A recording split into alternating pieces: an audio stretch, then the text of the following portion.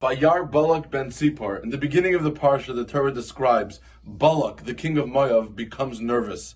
Why does he become nervous now? So the commentaries explain he becomes nervous because he was relying on the protection of the kings of Amori, Sichan and Og, the great giants.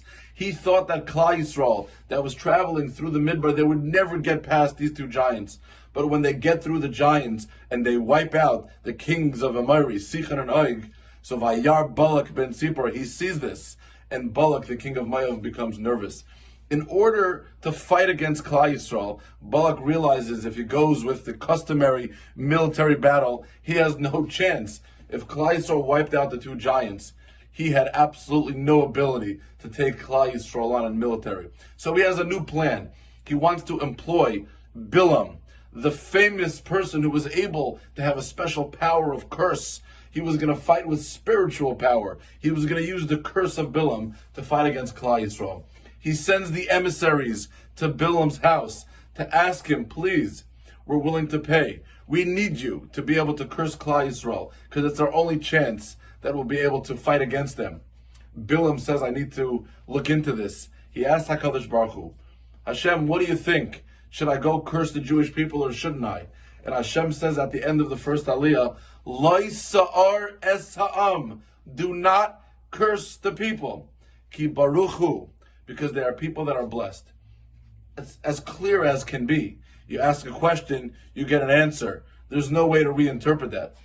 And we see as we continue through the Parsha, Bilam ends up going with Balak. He ends up going with the king of Moab to curse Klal Yisrael. When you see that verse at the end of the first Aliyah, Loi sa'ar es sa'am. Do not go and curse. Ki baruchu. They're a blessed people. How do you misinterpret that? How does that get lost in translation? Do not go. Pretty clear cut. Reb Chaim Shmulevitz explains, when someone has their own agenda, their own ideas of what they think is supposed to be done, we have the ability to misconstrue the clearest of messages. Bilam had an agenda. He wanted to go curse the Jewish people. He hated them. And Hashem says, do not go. They are blessed, as clear as possible.